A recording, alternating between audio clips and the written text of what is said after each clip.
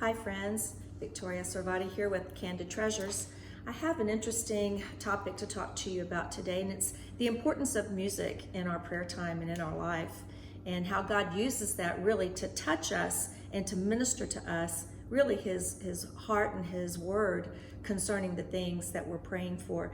I'm reminded of a story in 2 Kings 3. It's where three kings come together, the king of Israel, the king of Judah, and they are coming against the Moabite king.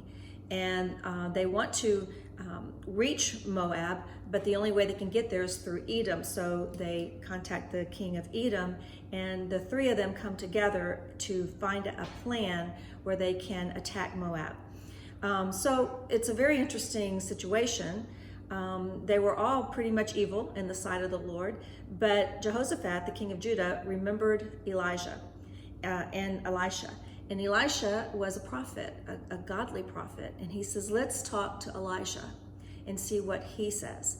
And so they approach Elisha with the proposition of what they need to do.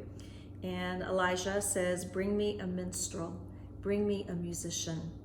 And the musician began to play. And as the musician played, Elisha received a word from the Lord that along the way, there's a stretch of land that there was no water, and it was going to be difficult for passage. But he says, even though there will be no rain, and even though there is no water in that valley, it will be filled with water. And that's the light thing that God is going to do for you. He's also going to give you the Moabite king into your hands. And so here was this prophet that relied on reaching God and touching the heart of God and the mind of God concerning his will with these countries, and it was through music.